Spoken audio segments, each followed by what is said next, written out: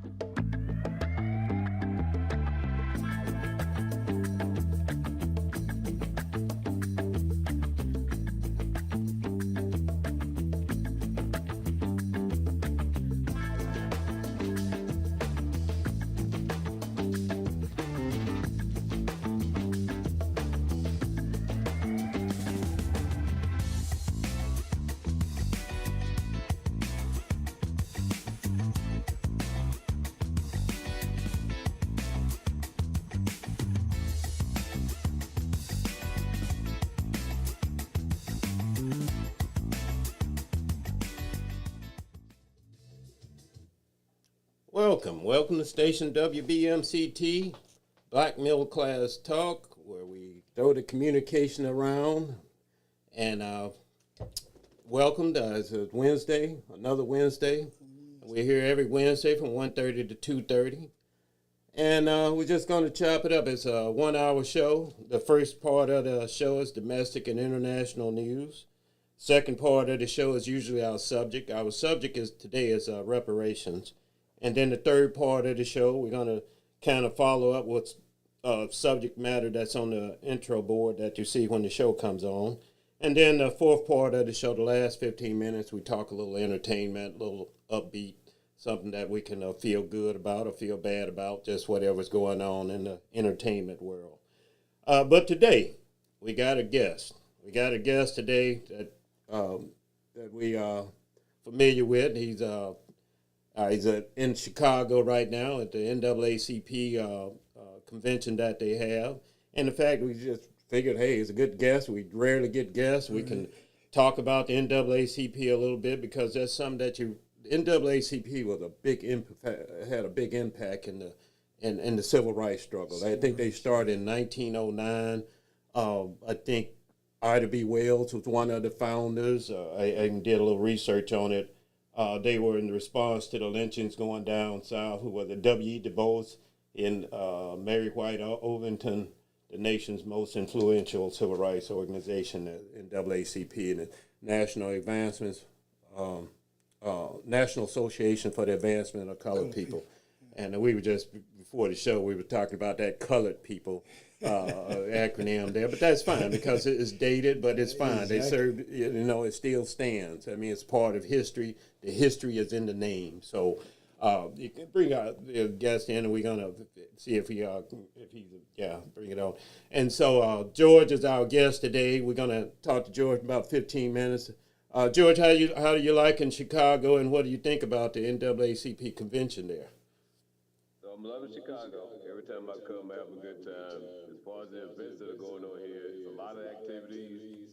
And of course, if I could clone myself about 3 or 4 times, I'll be able to take advantage of everything that's going on. But of course, I can only do one thing at a time. But Okay. a lot of information being given out, a lot of good information being given out. I just wish I could obtain it all. Yeah. Now you said they got even a big name guest there today. The attorney Benjamin Crump. Yeah. He was the guest speaker this morning, and he was here, of course, to talk about all this what's going on. Probably talking about the Nola Wells case. What the latest verdict is, or what the results of the autopsy is going to be, and everything. So we had him. We've had other people. Sterling K. Brown, the wife, was here. I think his name is Kamari Brown. Used to have a talk talk show for a while. I think it was council like earlier this year. I'm trying to think who else. I mean, they've had a number of notable people here attending and speaking. Oh, great, great. Sounds like a good event. And I just don't. And I know the history at NAACP. It had some. I just don't see them as much as when I was growing up, as the influence that they had. Yeah. Now, I do know the history of NAACP as far as the civil rights. They had a different philosophy, I think. Now, George, if what you know, maybe you can correct me. But they were more into the legal side of the civil rights movement. They weren't into the marching side, and I think that caused conflict, especially with Martin Luther King and the SLIC organization, Southern Leaders. Yeah. And so I where they are right now, I think they're still in that, they're holding true to what they do. I think they're more on the legal side of things. You're not going to see them out front with signs marching. But when you get a case such as what Ben Crump is working on, where it's a national case, they generally have the lawyers behind them, and they know the rights. Yeah, and so that's more where I always thought they were. What are your thoughts on NAACP? What's your experience? Well, my experience is that, as growing up in the South, in Louisiana, is that's what that I remember, just like you speaking of, is that NAACP, anytime you had that name come up, you knew it was something that they was on a cause for. And so it got to the point is that they started seeing that a lot of things that was going up that was big and national, the NAACP didn't put their hand in, and a lot of people felt that, hey, this is the one opportunity. But then, like you just said, is that they mostly cover, because I think that they put their hand out during the George Floyd, if I'm not mistaken. I think that, I thought that they stepped forward during the George Floyd scenario. So, it's hit and miss, as far as like where they stand. But as I know them for them NAACP, they are not as out front, because I guess maybe I'm talking about the 60s and 70s, but now we're in the 90s, the 90s and the 2000s. Maybe all these things are not as stand out because they feel that, people are in positions to go out and get their own lawyers, to go out, and they make it seem is that the need for the NAACP is not as much as it used to be. Yeah, they're not as visible, you want to say, as they probably should be. And that's what I get. It's not as visible, but hey, they serve a good purpose. And I actually, as you were talking, another name popped in my head was Medgar Evers. Medgar Evers was a trailblazer in the NAACP at one point. So they have plenty of history to talk about. Right. And, and I just personally, I do appreciate their work, but I don't see it in today's, you said the 90s, were well removed from the 90s. We're well into the 21st century, as they say. And I think... So let me speak up on that just for a second. Go ahead. So nationally, I would say, yes, you're correct. The NAACP is not the out front type organization. What they've actually done has given the local chapters more authority to do the things locally that need to be done. So when a national chapter steps in,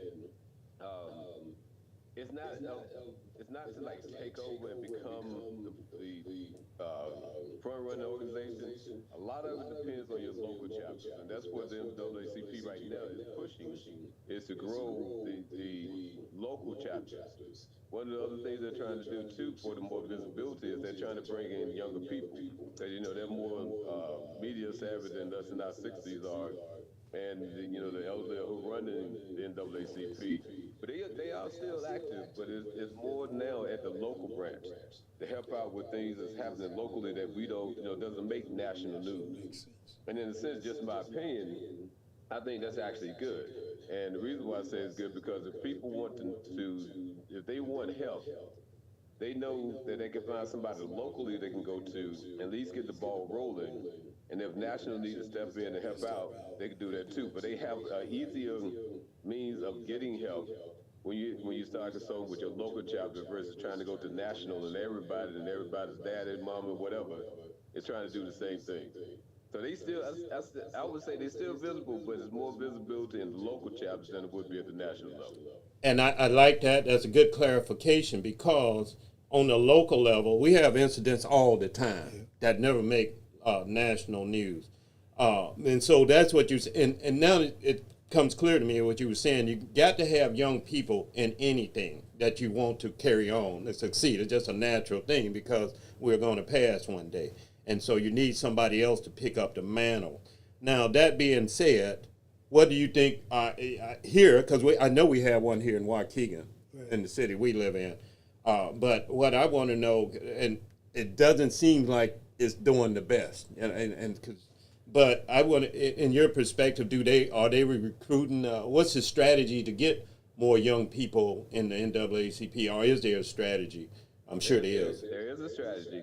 I'm going to speak locally for my local chapter, which is the Charles County, Maryland local NAACP chapter. What they've done is actually started in the high school. And in the high schools in Charles County, they actually have, for lack of a better way to describe it, like a little mini board of NAACP officials. You have a class person who is a student, senior is the class president, NAACP president. They attend the local chapter and they help local chapters get the word out to the high school students. We've actually even had some middle school students who step up. It was about 2 years ago. Stepped up, they formed a group. Now, in the college level, you have the same thing. You have local NAACP chapters in the colleges. Not only just HBCUs, but any college they can get them into. And that's just not locally; that's everywhere. So the recruitment is coming from as young as middle school students, high school students, and college students. And the impact I know just for the Charles County area has been great because one of the young men I met probably like 2 years ago when he was in high school was running for a local office in our county. And for someone who was only like 19 years old, he only lost by 312 votes to a more senior person. So that's kind of let you know, I mean, as a young man, he's getting out there, he's getting himself to be known, he's doing the work that needs to be done.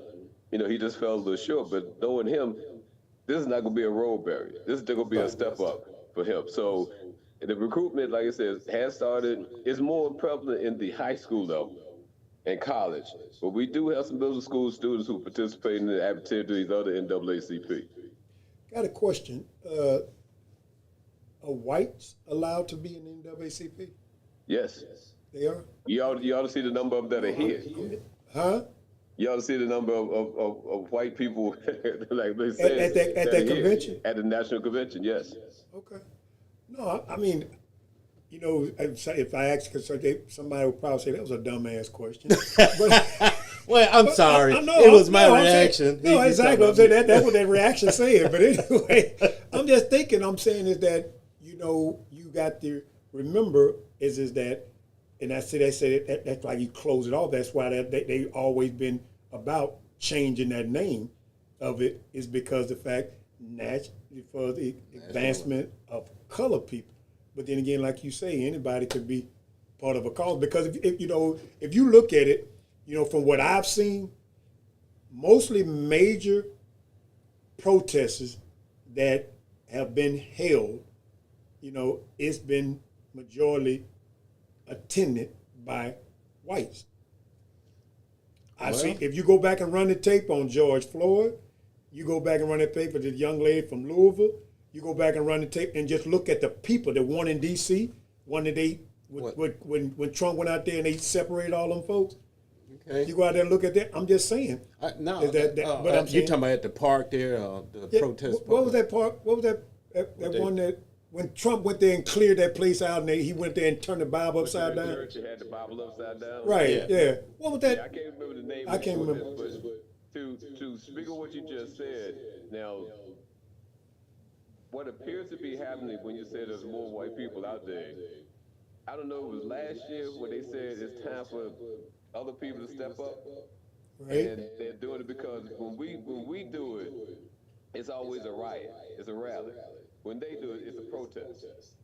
Oh, okay. Good way. It's pretty much now you have more white people. I'm just saying non-melanated people are starting to step up because if you ask the question, are you aware of what's happening to people of color? They say yes, and when you ask them what they're doing about it, they sit there and they got the finger in the mouth and all this and want to look away and all this other stuff. But they're stepping up more because it gives the reason for the protest more visibility because now you got white folks, you got a bunch of white folks, out there. And the cops ain't gonna come clear it out. And they're right. They're not gonna come and break it up because they say now we know if we got 10 people, we got a riot.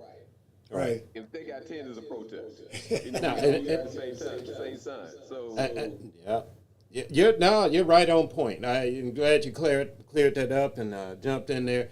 And I want to comment on something you said. They said that I heard somebody say that the worst thing that you can do to black people is convince them that doing nothing is effective. That's like doing nothing is a strategy. That's if you use the white the KKK, that's just to convince you that doing nothing is effective. But George, I appreciate that, brother. We're going to go to the second section here of the show. You're welcome to hang in there if you want to, or we can move on. But we're going to talk about domestic and international news after the break. George, we really appreciate you coming on. It's hard to get black people on the show. Things are changing. It's a troubled world right now, and I understand people want to lay low, keep your head low until the dust clear, I guess. Maybe I don't know what's going on, but I sure appreciate you coming on and really somewhat educating us on NAACP and where they're at right now. So we appreciate you, George. not a problem. Not a All problem. right. Thank you, brother. Let's take a break, and we'll be right back.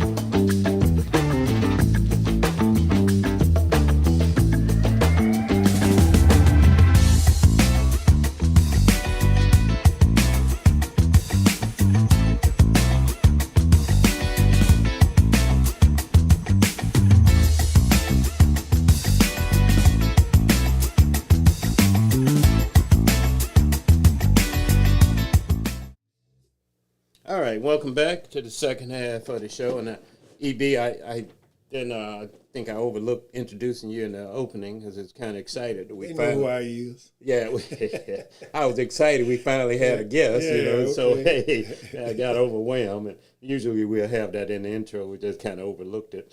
But the subject, well, let's talk a little bit, trying to crunch this in, the best domestic and international news that we usually talk about on the front end of the show.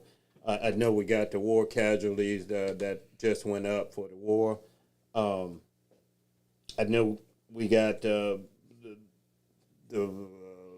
what is it? You tell me what's going on. Okay, like you said, we had another death, and a military individual was killed, and so that takes the number up to 17. And one thing I would say that about that, as a former military person, I know that when we, put our hand up and take oath, that we know that we could possibly lose our lives.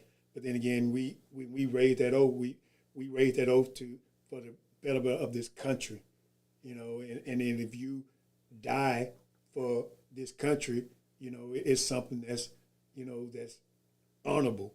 But when you die for something that's stupid based on somebody personal, it's personal. It's not about what's best for this country.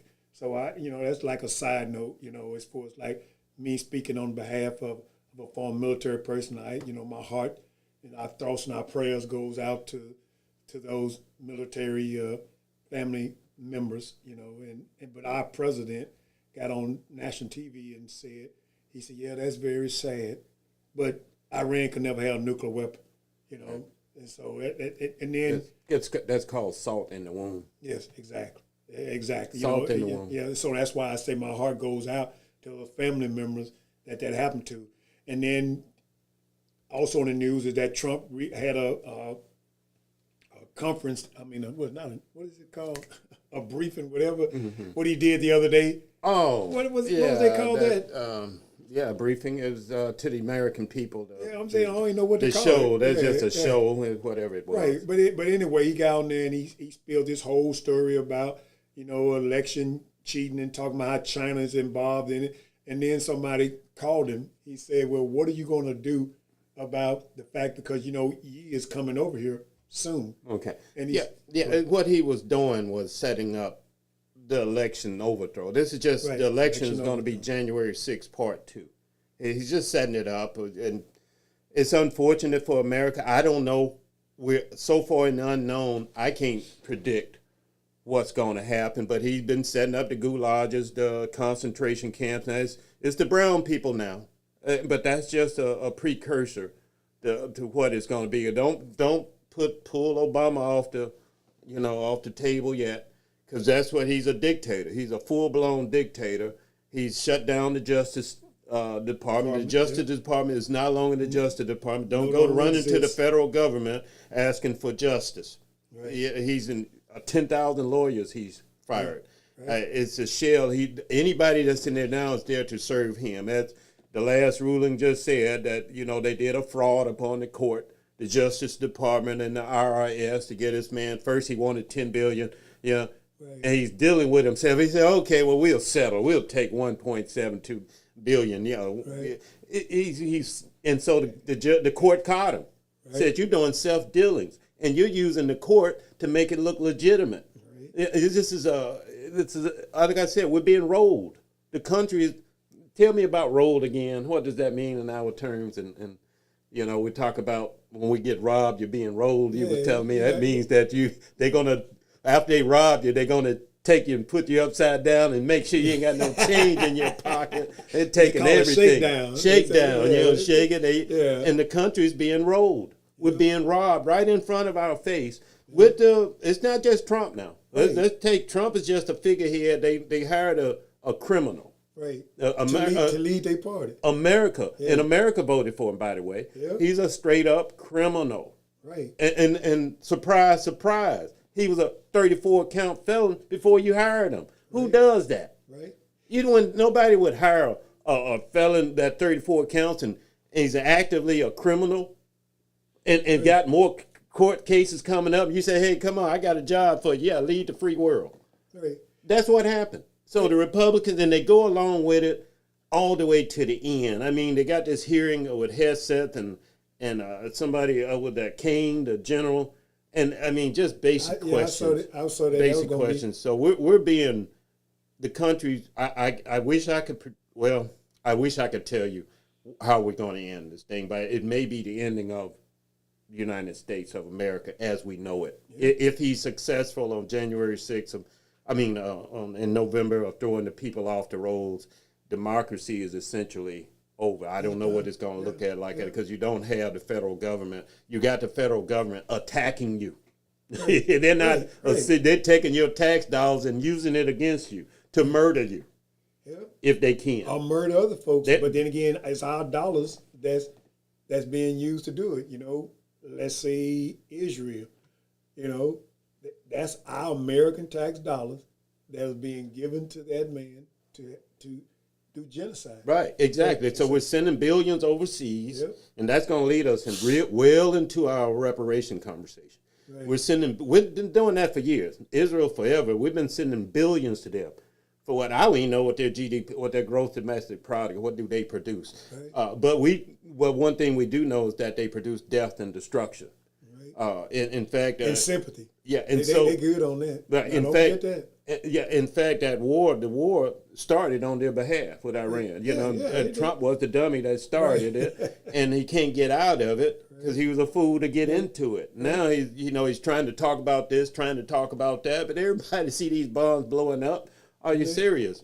But because we use the thing as far as like the GDP of Israel, you have to really think hard about that, right? You know, what is it do they produce? What is it do they sell? Yeah, why they rely on us so yeah, much? Exactly. But I'm saying, but they do it in a way. But then again, normally if you are you attaching yourself to somebody, you're a subset of that person. Yeah. But Israel attached themselves to us, but they're not a subset. They're our equal. As far as like I'm saying, Right as far now. as like how they deal. Right. Yeah, because of In this case, I think the sum of what you're saying is a case of the tail wagging the dog. Yeah. Yeah, and so that's what and so we got that going on. That's really international. And you were telling me something earlier about Iran is, what is it?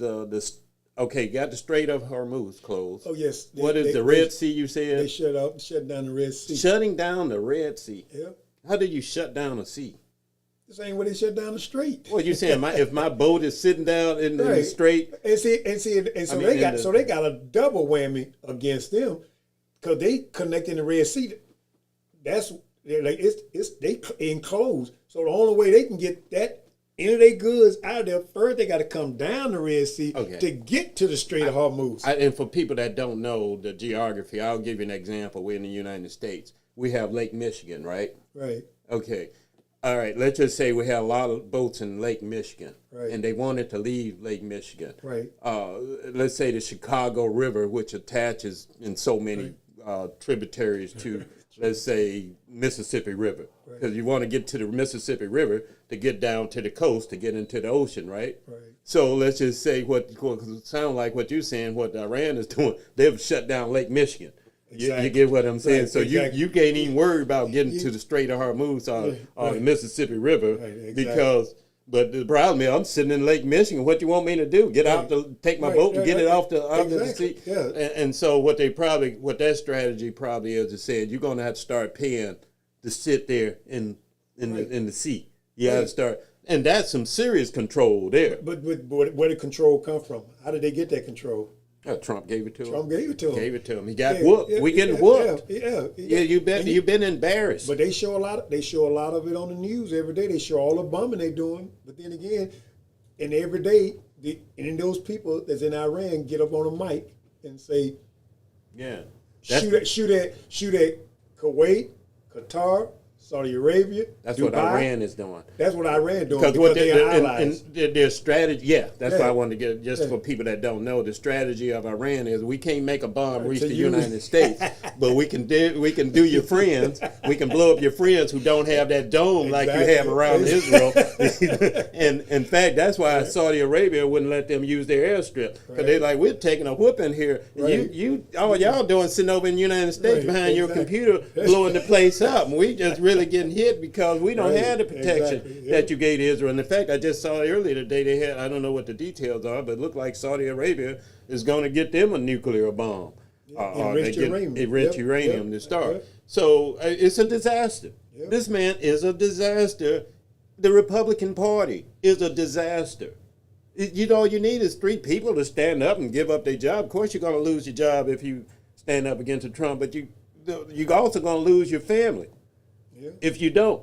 They think they're getting a cake. Well, what happened to Lindsey Graham? They say he had a heart attack when he got back from shaking hands with Zelensky, but that's questionable. Who told us he had a heart attack? The government.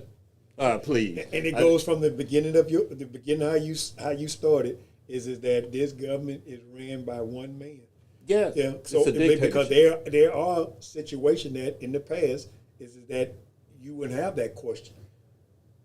Like you say, who telling us this? Yes. Before, those are things that we can trust. Yeah, they had integrity. They had integrity. Integrity is long gone.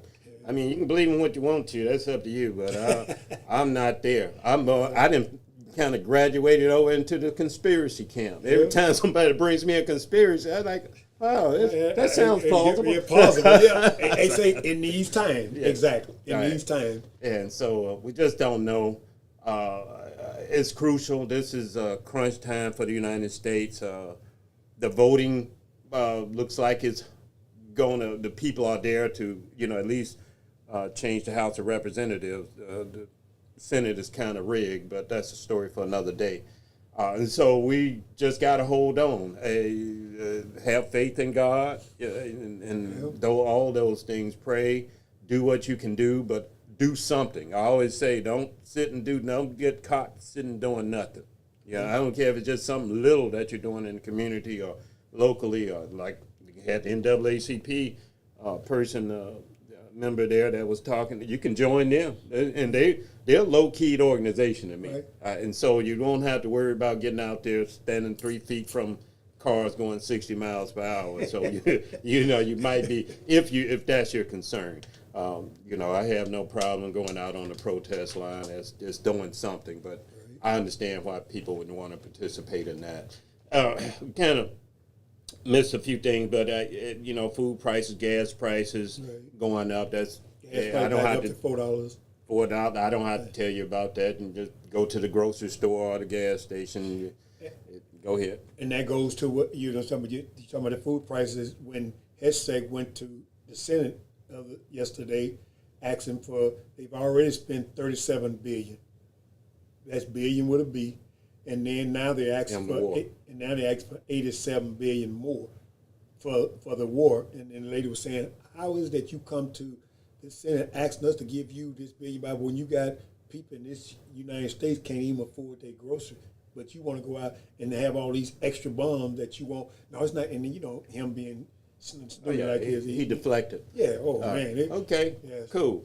But we'll come back. We're going to talk about our subject today. Our subject today is reparations. We're going to deal with that for 15 minutes, and I'm going to follow up on what you just said there. All right. Come right back.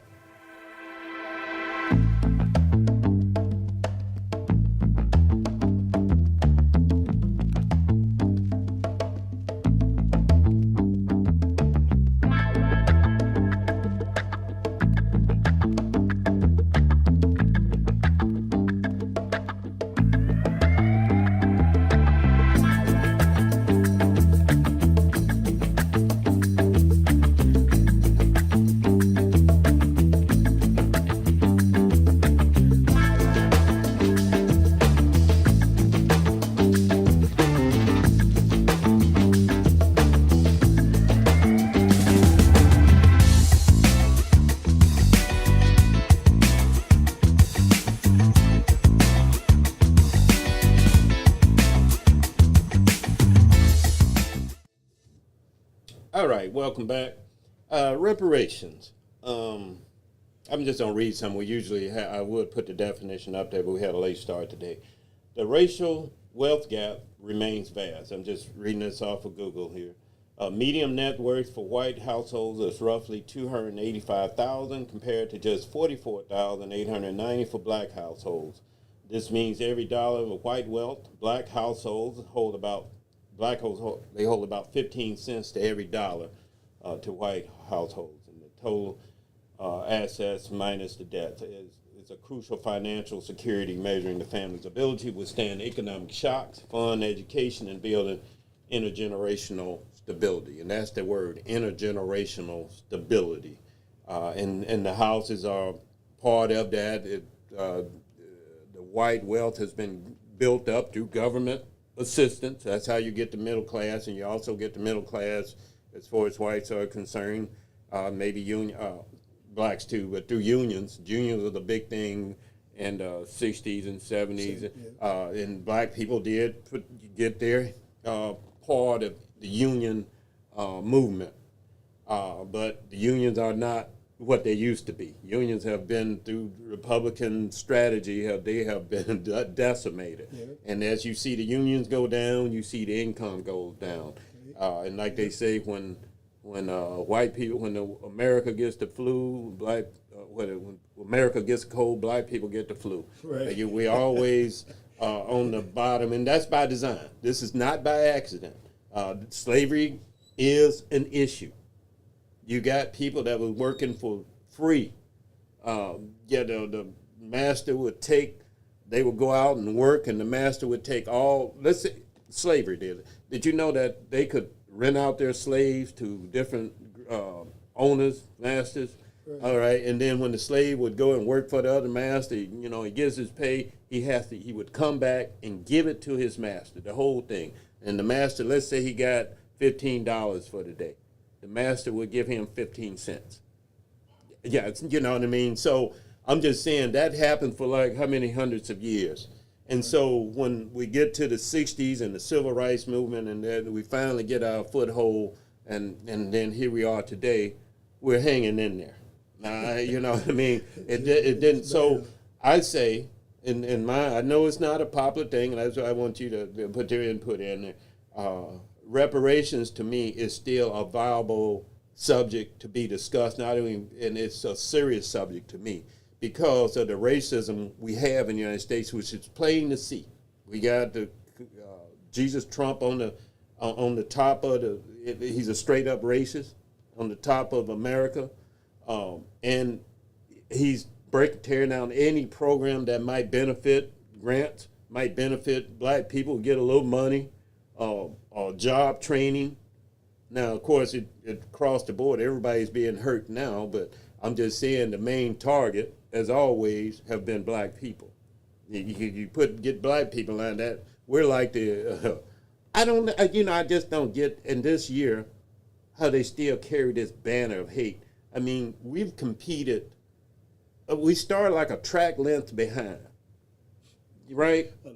A lap behind. A minimum of a lap, behind, and look at how we have advanced in a little time. Yeah. And if you look at the history, it was slavery time. They wasn't doing bad as far as George Washington Carver. Didn't stop him from inventing anything. Right.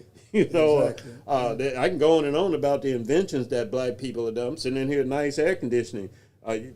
Invented by a black man. I'm just saying, in all those tough times, black people were performing.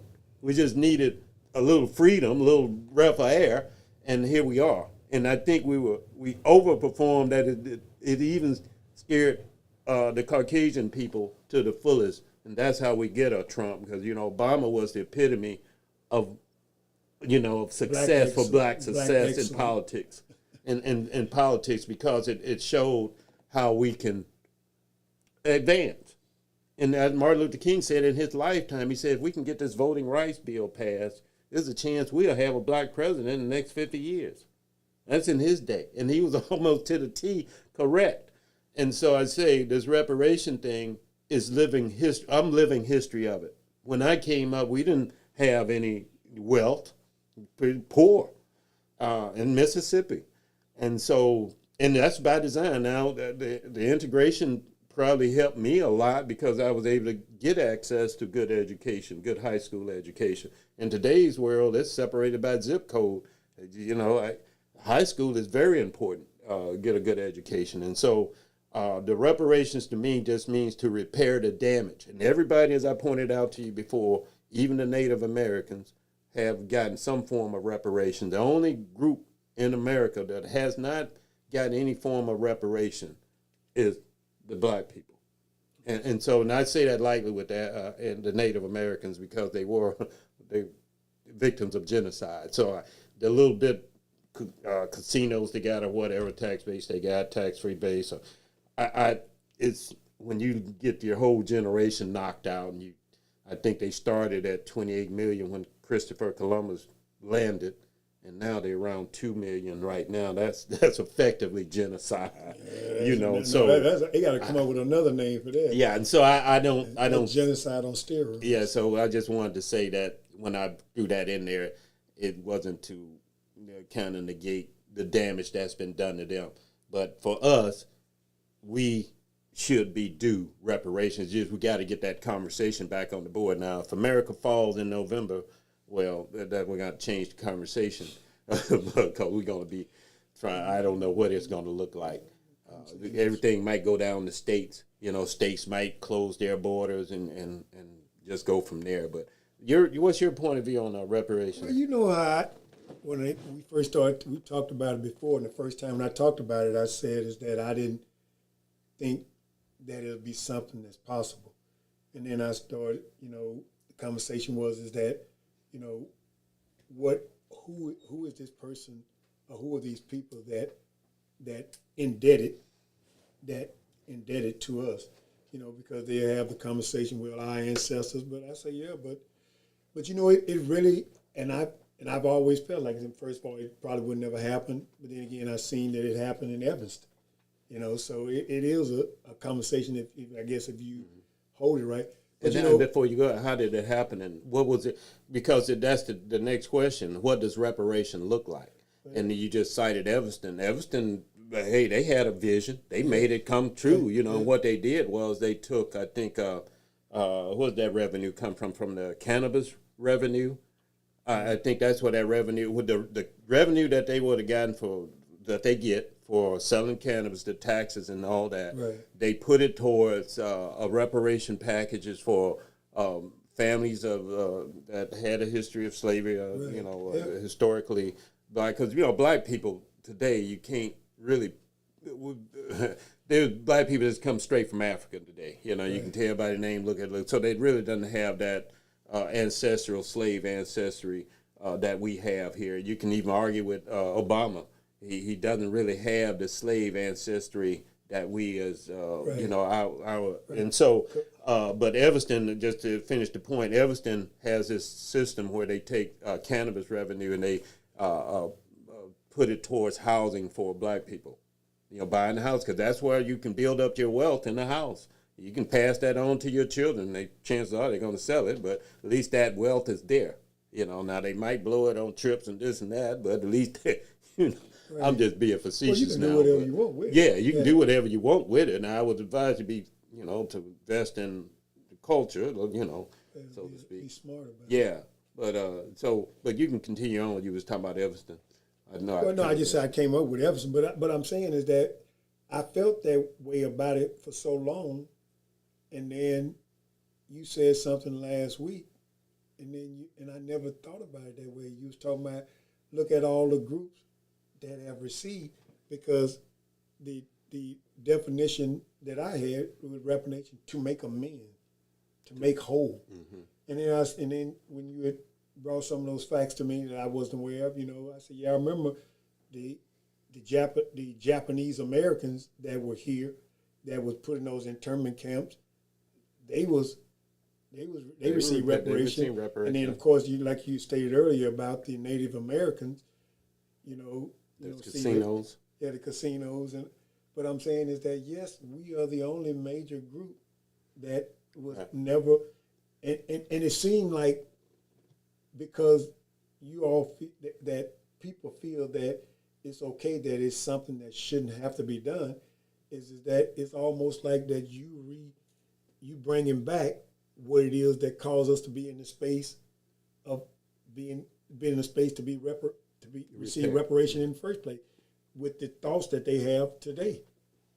As far as like how they feel about that. But then again, like you restated, is that you look at all these other groups that is. But then again, so by you saying that one particular group, that you saying that you don't want to bring reparation for, that tends to take us right back to, where we were back then in slavery.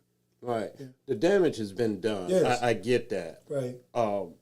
The repair, I get the counter argument. What does it look like? Well, there's so much negativity. You can go down that road, but we are damaged people by systematically. In fact, I wanted to add something else to the reparations. When slavery ended in the 1863, 1865 era, don't you know the slave holders got reparations for the slaves that went free? Right. Even the slave owners got reparations. Right, they were for the loss of their workers. Right, exactly. But the workers, they were just cutting. That's why you get this sharecropping thing going. And you see how the game was played, because when you had to do sharecropping, because you didn't have nothing else, but you're not a slave. Right. But now you got to do sharecropping. The game goes from there. Well, I'll loan you some money to get your seed started. Yep. And you know how that's going to go. Hey, you didn't pay me back fully for that seeds last year. Yep. Homer, Clarence. Clarence, you didn't. Clarence, I like the name Clarence. Clarence, you didn't compensate me for them seeds I gave you. Right. And you're gonna have to work another season. Or use my plow, my horse. You're gonna have to work another season. Yeah, and so there you go. You know how this goes out, and so we got another 100 years. We got Jim Crow. Throw Reconstruction in there now. We had a good 10 years, maybe a good Reconstruction, where blacks could vote. But here comes the Ku Klux Klan, like they're doing today. We're going to go to the voting polls and harass people, scare people, hang a few people, make them scared to vote. Right. And that's what we are today. And we're back. History is repeating itself right now. Right, yeah. And so the same things that's going on today, I always challenge black people. You tell me what's going on today that black people haven't endured. Just name, I want to know. I mean, we've been killed on the street like they're doing right now as an example to scare everybody else, right? We've been robbed as far as taxes, not getting your fair compensation. The whole thing, I don't know. Yeah, I just say that our experience here in America as far as black people, and by the way, we're not immigrants. I want to get the record straight. Look up the definition of an immigrant and then see how black people apply. How does that apply to African Americans, descendants of slaves? Tell me how we are immigrants in the United States. No, we are a stolen resource from Africa. Now, we can't go back. You can try to go back, find your tribe. Good luck with that. They've been just as deluded as we have been here. That's right. They've been hurt. Africa has been hurt too. Yeah. And so I just want to point that out, that reparations is a viable subject to discuss, to put back on the table for black people. I know some black people shun that, laugh at it, whatever you want to do. But for me, I'm going to keep it alive because I think it's something that we are due. And we need it because America still plays this game about the inferiority game. We always want to keep the black on the bottom. What's that saying? When you're white, you're all right. Right. When you're brown, stick around. But when you're black, get back. That's where we at. Now, they taking a little pause on us for a minute with the brown people, but we're in good standing. Our black boogeyman is in good standing, believe me, but that don't stop us from fighting. It's just a matter of time. They got the wrong group. We're fighters. We were fighting from the day we landed on these shores, and we're still fighting. Right. And, we remember. Right. It's in our souls. Right. They brutalize the very souls, as Bart Marley would say.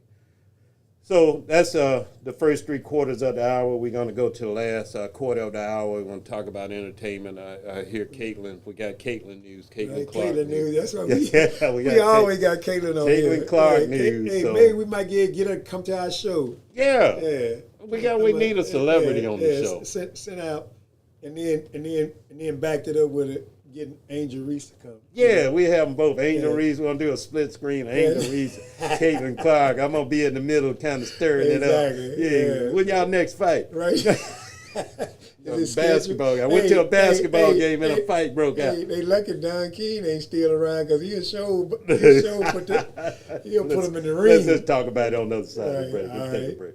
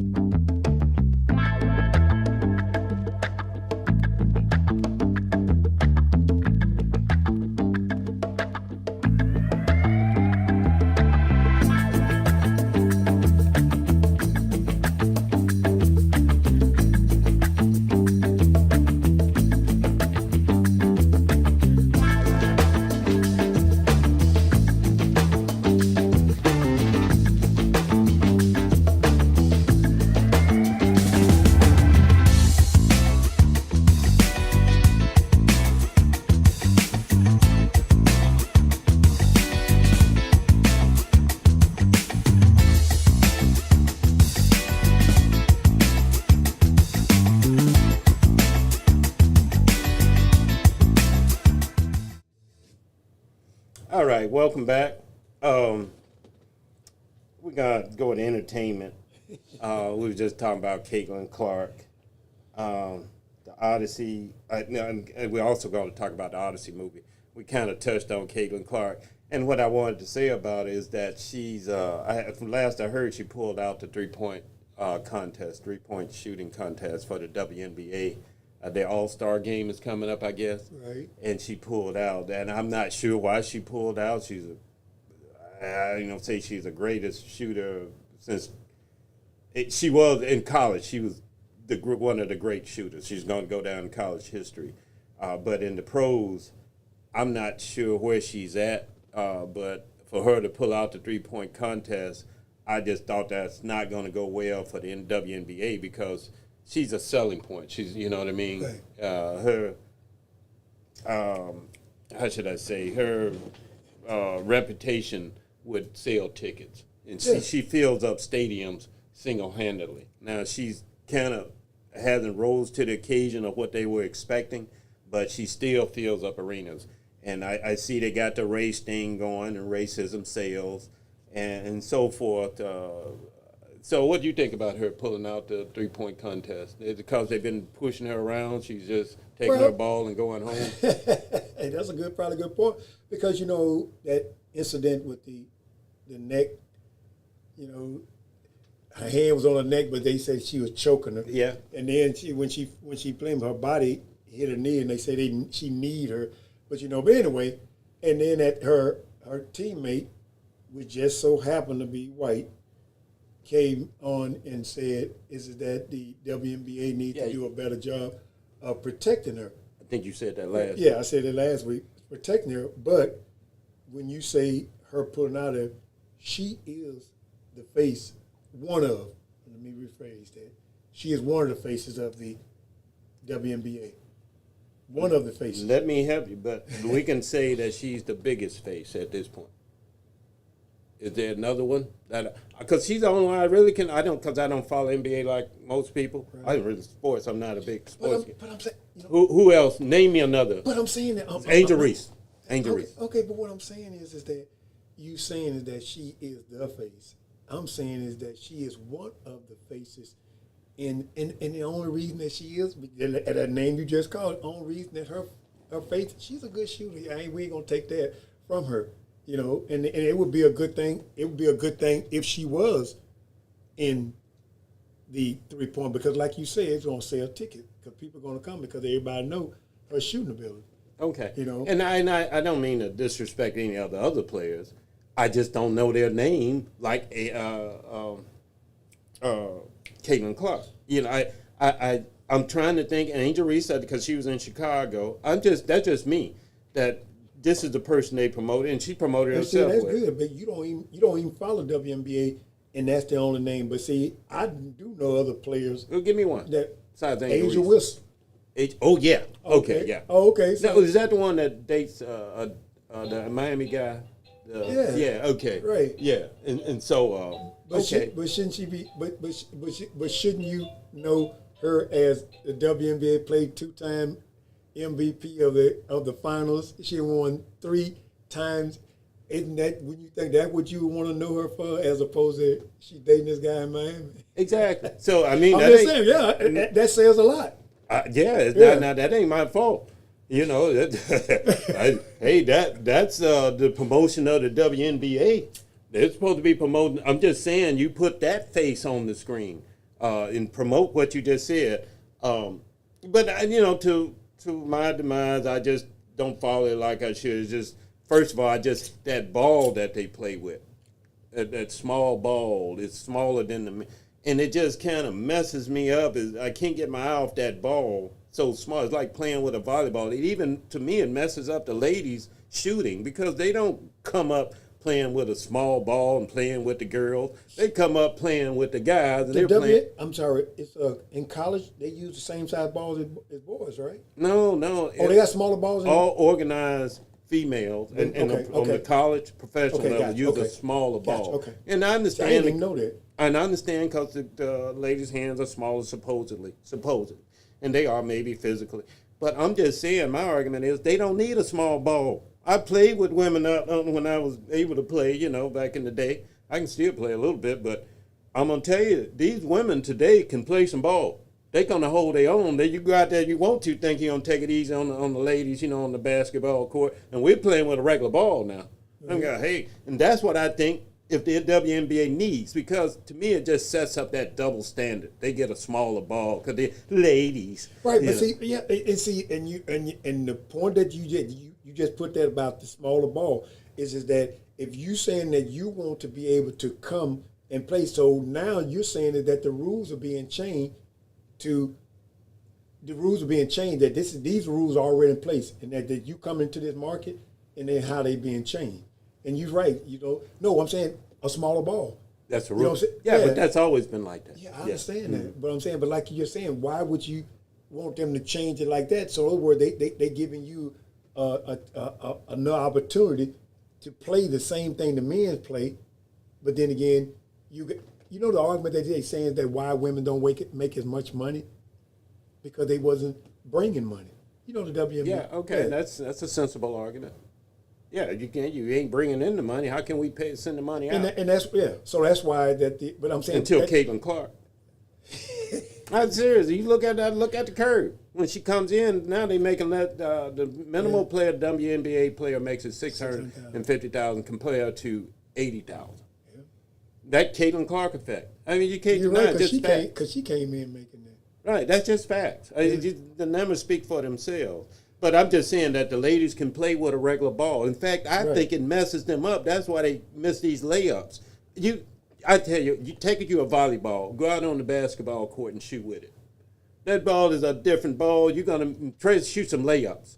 Shoot some layups. Yeah, but I didn't even know that. And when you said that, I thought that the WNBA made their organization is that they chose to have a smaller ball. I didn't know that all women's organized basketball have a smaller ball than the men. I didn't know that. Yeah, and it's a double standard on its face. To me, that's not necessary. I think it's, kind of designed. But on the next entertainment issue thing that's out, the movie The Odyssey, I think it's called.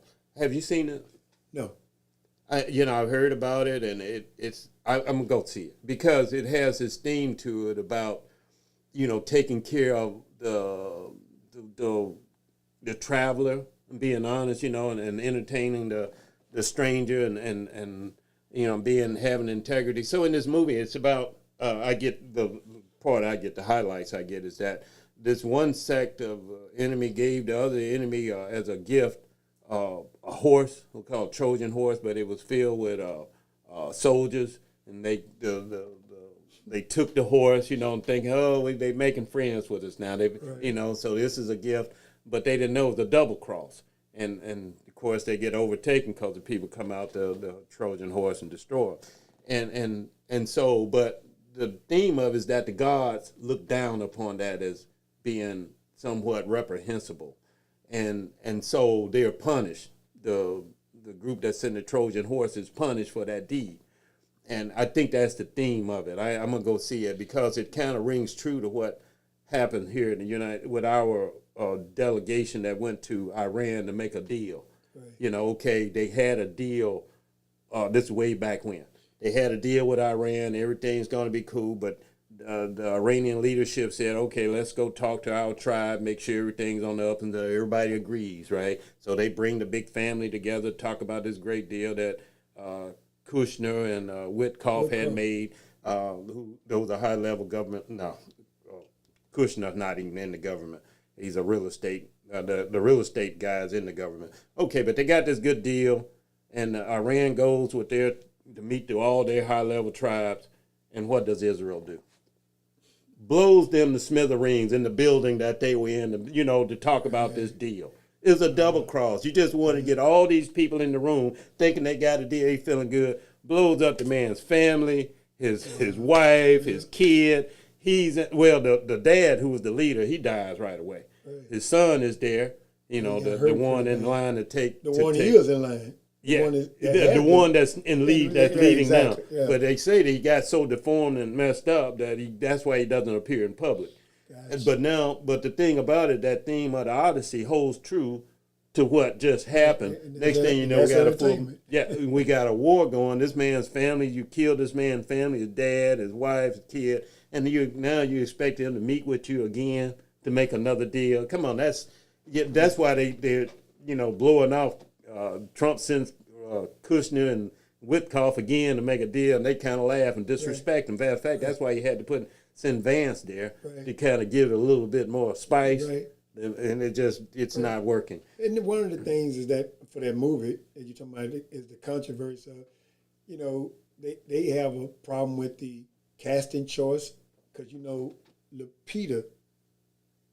Lupita Nyong'o, the one black actress, Okay. the one with the low hair. Okay.